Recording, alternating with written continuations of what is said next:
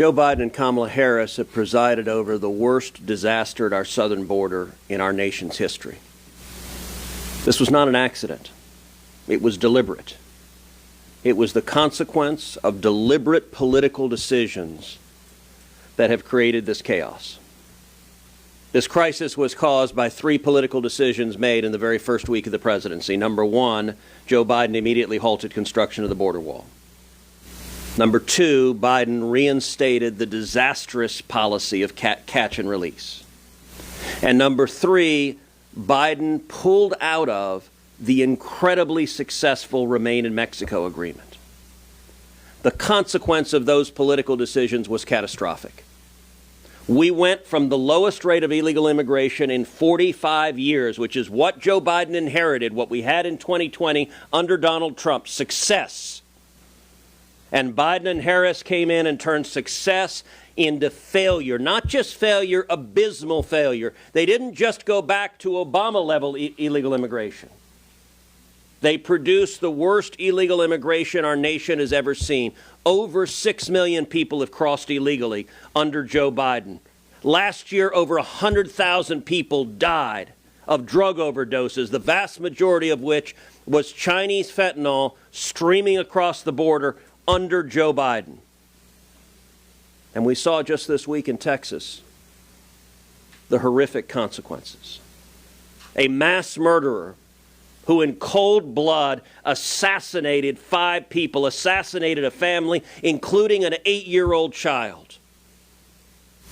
We now know that mass murderer was an illegal alien who had repeatedly entered the country illegally, who had been repeatedly deported.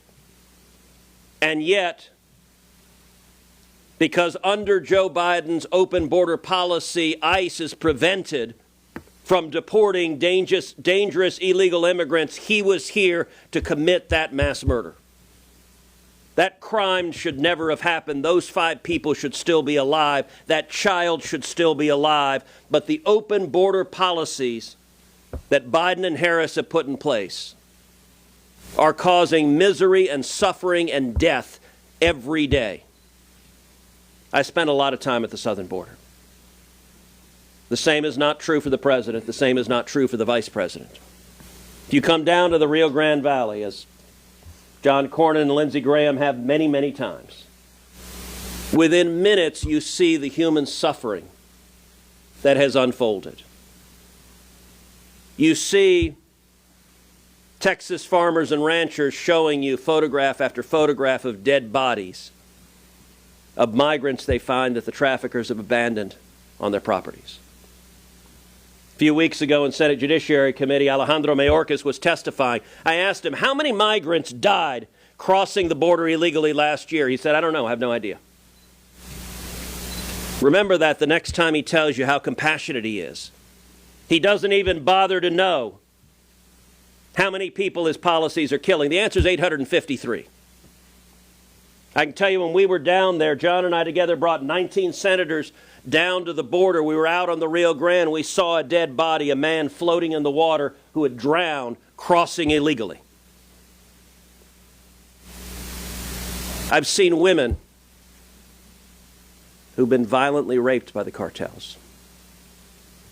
I've seen children, little girls, little boys, horribly physically assaulted, sexually assaulted. What is happening is evil. And it's the result of deliberate political decisions. And now, next week, the Biden administration is going to lift Title 42, and here's their great plan. They're going to make it worse. They don't intend to fix it. They don't intend to stop it. They don't intend to shut down the cartels. They don't intend to secure the borders. They don't intend to stop the drug traffickers. They intend to make it worse. They want 6 million to become 10 million, to become 12 million, to become 15 million. And their actions demonstrate they don't give a damn about the lives that will be lost in the process. They don't care about the children assaulted in the process. They don't care about the drugs that are killing our children in this country. Nobody who looks at what's happening can defend it, because it's indefensible.